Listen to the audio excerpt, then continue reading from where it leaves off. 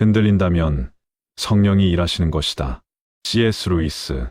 오늘 성령 안에서 7가지 강력한 변화를 경험하게 됩니다.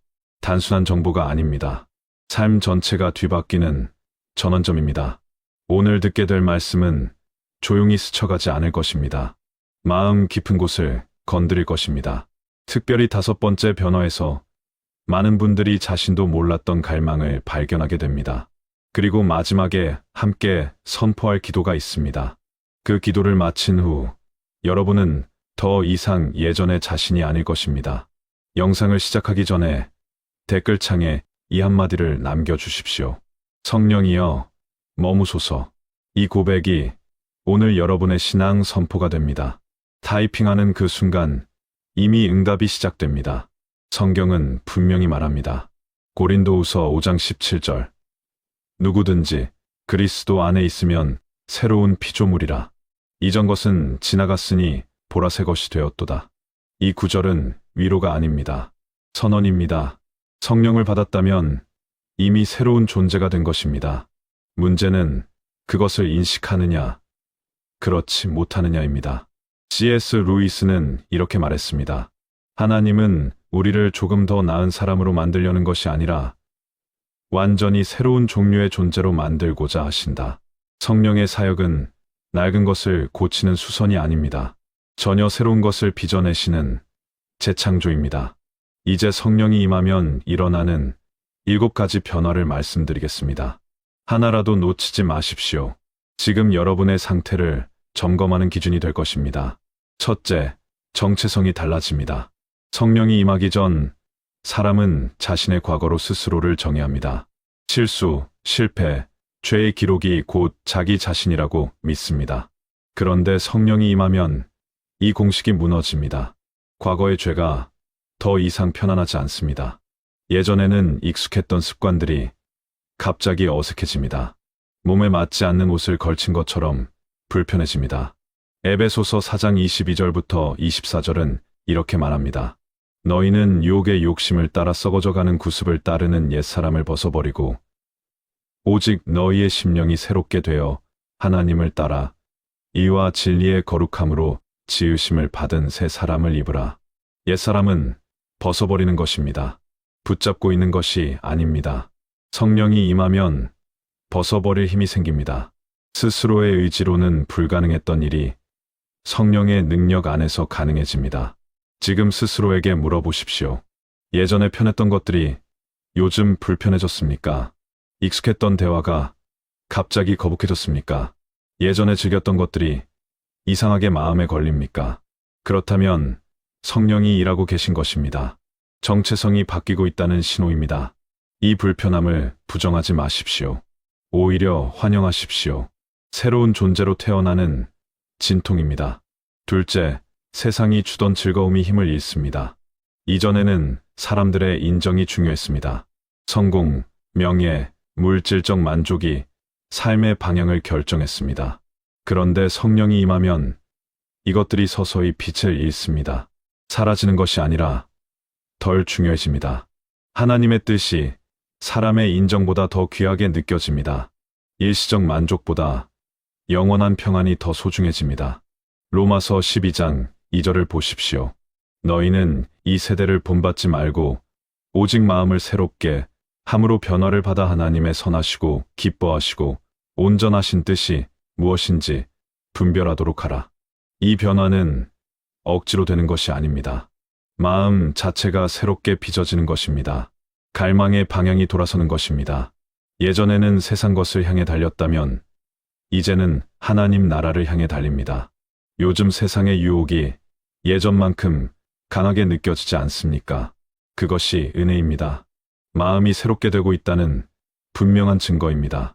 셋째, 영적 전투가 시작됩니다. 많은 사람이 이 부분에서 혼란을 겪습니다. 성령을 받았는데 오히려 삶이 더 힘들어진다고 느낍니다. 유혹이 더 강해지고 의심이 더 많아지고 방해가 더 심해집니다. 이것을 실패라고 생각하기 쉽습니다. 하지만 정반대입니다. 이것은 여러분이 어둠의 세력에게 위협이 되었다는 증거입니다. 갈라디아서 5장 17절은 분명히 말합니다. 육체의 소욕은 성령을 거스르고 성령은 육체를 거스르나니 이 둘이 서로 대적함으로 너희가 원하는 것을 하지 못하게 하려 함이니라. 어둠의 세력은 무력한 자를 공격하지 않습니다. 깨어난 자를 공격합니다. 흔들림이 많다면 여러분이 빛 가운데로 들어왔다는 반증입니다. 원수의 전략에 속지 마십시오. 시험이 많아졌다고 낙심하지 마십시오. 오히려 기뻐하십시오. 패배의 징조가 아니라 전투가 시작되었다는 선언입니다. 싸움이 있다는 것은 싸울 가치가 있다는 뜻입니다. 공격이 있다는 것은 여러분이 두려운 존재가 되었다는 뜻입니다. 넷째, 하나님의 음성이 선명해집니다. 성령이 임하기 전에는 하나님의 음성을 듣기 어렵습니다. 기도해도 응답이 없는 것 같고 말씀을 읽어도 와닿지 않습니다. 그런데 성령이 임하면 작은 음성이 들리기 시작합니다. 큰 소리의 명령이 아닙니다. 부드럽지만 확실한 인도입니다. 멈추라는 느낌, 해야 한다는 마음의 울림입니다. 요한복음 16장 13절을 보십시오. 진리의 성령이 오시면 그가 너희를 모든 진리 가운데로 인도하시리니 그가 스스로 말하지 않고 오직 듣는 것을 말하며 장래 일을 너희에게 알리시리라. 요즘 마음에 울리는 감동이 있습니까? 무언가를 해야 할 것 같은 느낌, 어떤 일을 멈춰야 할 것 같은 느낌이 있습니까? 그것을 무시하지 마십시오. 성령의 인도하심일 수 있습니다. 작은 순종부터 시작하십시오. 작은 순종이 큰 분별력을 낳습니다. 오늘 마음에 떠오르는 한 가지가 있다면 그것부터 순종하십시오. 내일로 미루지 마십시오. 순종은 훈련입니다. 작은 것에 충성하면 하나님이 큰 것도 맡겨주십니다. 다섯째, 거룩함을 향한 갈망이 생깁니다. 성령이 임하기 전에는 거룩함이 부담스럽습니다. 지켜야 할 규칙, 포기해야 할 즐거움으로 느껴집니다. 그런데 성령이 임하면 거룩함이 갈망이 됩니다. 예배가 형식이 아니라 숨쉬는 것처럼 자연스러운 일이 됩니다. 하나님과 가까워질수록 과거의 타협들이 견딜 수 없어집니다. 베드로전서 1장 15절부터 16절은 이렇게 선포합니다. 오직 너희를 부르신 거룩한 이처럼 너희도 모든 행실에 거룩한 자가 되라. 기록되었으되 내가 거룩하니 너희도 거룩할지어다. 거룩함은 억지로 하는 것이 아닙니다. 성령이 심어주시는 갈망입니다. 예전에는 타협해도 괜찮았던 것들이 이제는 마음에 걸립니다. 이것이 성령의 역사입니다.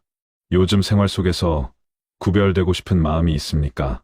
세상과 다르게 살고 싶은 열망이 있습니까? 그 갈망을 따라가십시오. 성령이 인도하시는 길입니다. 여섯째, 담대함이 주어집니다. 두려움이 완전히 사라지는 것은 아닙니다. 하지만 두려움이 더 이상 삶의 방향을 결정하지 못합니다. 성령이 임하면 두려움 속에서도 움직일 수 있는 힘이 생깁니다. 침묵 대신 진리를 말하게 됩니다. 타협 대신 순종을 선택하게 됩니다. 디모데후서 1장 7절은 이렇게 약속합니다.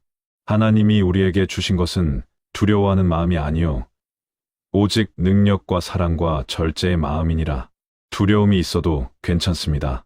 문제는 두려움이 여러분의 선택을 지배하느냐입니다. 성령 안에서 두려움은 더 이상 왕 노릇을 하지 못합니다. 지금 말해야 할 진리가 있습니까? 해야 할 순종이 있습니까? 두려워도 하십시오. 성령이 힘주실 것입니다. 일곱째, 자아의 죽음이 시작됩니다. 이것이 가장 어려운 부분입니다. 성령은 여러분을 고치러 오신 것이 아닙니다. 새롭게 창조하러 오셨습니다. 그런데 새로운 창조를 위해서는 옛 자아가 죽어야 합니다. 내적 저항이 일어나고 포기하고 싶지 않은 것들이 있습니다. 하지만 항복 없이는 부활도 없습니다. 갈라디아서 2장 20절을 들으십시오. 내가 그리스도와 함께 십자가에 못 박혔나니 그런즉 이제는 내가 사는 것이 아니요 오직 내 안에 그리스도께서 사시는 것이라. 지금 내려놓아야 할 것이 있습니까? 붙잡고 있는 것이 있습니까? 그것을 내려놓을 때 진정한 자유가 옵니다. 항복은 패배가 아닙니다. 승리의 시작입니다. 여기서 반드시 경고해야 할 것이 있습니다. 이 7가지 변화는 한 번에 완성되지 않습니다. 과정입니다. 그리고 이 과정에서 가장 위험한 것은 변화를 느끼다가 다시 예전으로 돌아가는 것입니다. 성령의 감동을 받았다가 세상의 소리에 다시 귀를 기울이는 것입니다.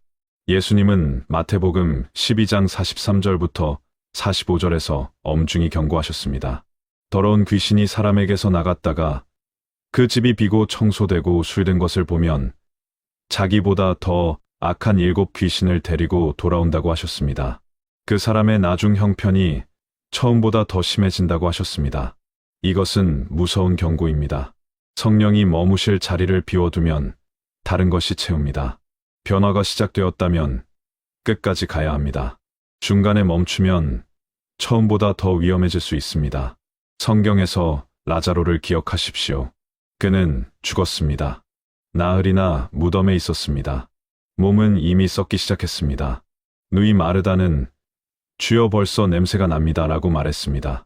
인간적으로는 불가능한 상황이었습니다. 모든 사람이 포기했습니다. 그런데 예수님은 무덤 앞에 서셨습니다. 그리고 외치셨습니다. 라자로야 나오라. 죽은 자가 살아나왔습니다. 손과 발이 붕대에 감긴 채로 걸어 나왔습니다. 요한복음 11장 43절부터 44절에 이 장면을 깊이 묵상하십시오. 예수님은 라자로에게 생명을 주셨습니다. 하지만 라자로는 스스로 걸어 나와야 했습니다. 붕대를 푸는 것은 주변 사람들의 몫이었습니다. 생명은 선물이지만 응답은 선택입니다. 성령은 생명을 주십니다. 하지만 걸어 나오는 것은 여러분의 선택입니다. 묶인 것을 푸는 것은 공동체의 역할입니다. 혼자 하려고 하지 마십시오. 무덤에서 나오십시오. 생명을 선택하십시오. 지금 여러분이 갇혀있는 무덤은 어디입니까? 두려움입니까? 과거입니까? 중독입니까? 주님이 부르고 계십니다. 나오라. 아브라함도 기억하십시오. 하나님은 그에게 고향을 떠나라고 하셨습니다. 아버지의 집을 떠나라고 하셨습니다. 친척을 떠나라고 하셨습니다. 어디로 가는지는 알려주지 않으셨습니다. 그냥 떠나라고 하셨습니다. 창세기 12장 1절부터 4절. 아브라함은 순종했습니다. 알지 못하는 땅으로 갔습니다. 75세의 나이에 모든 것을 버리고 떠났습니다. 그 순종이 열방의 축복이 되었습니다. 그 순종이 믿음의 조상이라는 이름을 얻게 했습니다. 성령의 인도하심은 때로 목적지를 알려주지 않습니다. 그냥 가라고 하십니다. 떠나라고 하십니다. 놓으라고 하십니다. 그 순간 순종할 수 있습니까? 다 알아야만 움직이겠습니까? 아브라함처럼 떠날 수 있습니까? 신앙은 확신 후에 순종하는 것이 아닙니다. 순종 후에 확신이 오는 것입니다. 길을 알고 가는 것이 아닙니다.